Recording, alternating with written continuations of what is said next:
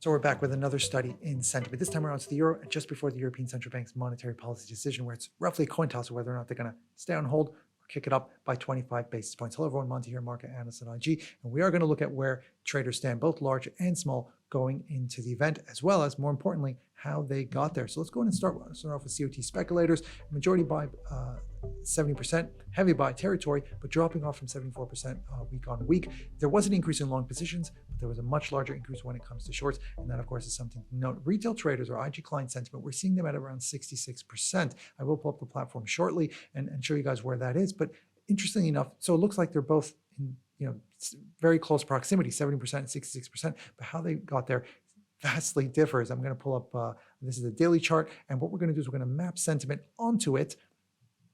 Remember the dotted line, we're using the left axis and it's as percent long. So whenever you see the dotted line at say 76%, it means that the majority buy 76%, and that means that the minority 24%. And I like to put that red line there so we can see that's the 50% line using the left axis. So whenever the blue dotted or green dotted goes below it, it means that they're majority short. Whenever it goes above, they're majority buy. You can see that towards the end over here, where we are now, they're in close proximity. They're both in majority buy territory, but throughout this period from mid-July until now, COT speculators have been in majority buy territory, backing off a little bit from what was near extreme buy territory, backing off to 70% as of late. And you can see that for retail traders, IG client sentiment, they were, when it reached the top, they were actually majority shorts. And as prices came down, the shorts got enticed into closing out, the longs started to initiate, and now reaching heavy buy territory. And briefly, they were just shy. At one point, it was around 77%.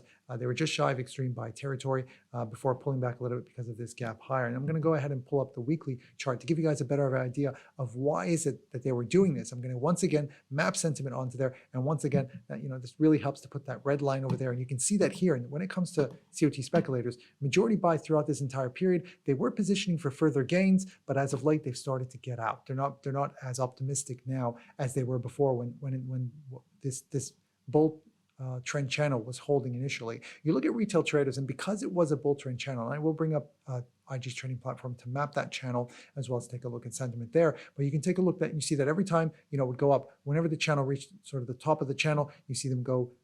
Longs are getting enticed into getting out, shorts are initiating, so it's the peak in terms of majority sell. It then comes down, majority buy, they go back towards majority buy, price goes back, it makes another run higher. Once again, the longs get out, the shorts initiated, and then when you see this pullback just to this end over here, which is the lower end of the bull trend channel, you can see that majority buy bias is actually higher because more are getting, the longer it holds, the more enticed they are. More traders are going to be enticed in terms of trading that and getting in on the action. And when it reached this peak over here, they were in majority short territory because sells were initiating and longs were getting out, and he had this brief breach of the channel, and that's why you saw sentiment going into heavy sell territory, just shy of extreme sell territory, before they were relieved to see and very quick to get out. When it came back into the channel, very quick to get out, and then afterwards they went back to majority buy territory. I'm going to go ahead and pull up IG's trading platform to give you guys a better idea of what I mean by this. This time around, I'm mapping this bull trend channel onto it. When it reached the top of the channel, it was a great moment, and the more it held, the better it was for traders, and the more it really enticed them into saying, okay, let me go ahead and buy over here, let me go ahead and short over here. This squeeze over here, when it reached near extreme sale territory, that's because it breached the channel. So a lot of them sort of got scared, and they were quick to get out when there finally was a pullback, both because there was this nice pullback in price, as well as because of the fact that you had a lot of shorts getting squeezed on this move. And now over here, at this end over here, it held, and now, but then it got broken. And now all of a sudden it's a big question for a lot of them, in the sense that, is this a moment of truth for a lot of those who are trading this channel? Are we getting another, is this another fake, in this case, breaking beneath, fake breakout, or are we going to go ahead and move back up? COT speculators not as convinced, they're pulling back. And when it comes to retail traders, they have used this gap higher. This is, of course, following the weekend news. It was really the yen that outperformed, but and caused the greenback to weaken. They did use this gap higher to pull back when it comes to their client sentiment. I'm just clicking on client sentiment over here to see that they're now at 66%. Within the last hour, it's nice that we get within the last hour as well as today. We're seeing some buys because price is pulling back, so some of them are getting in.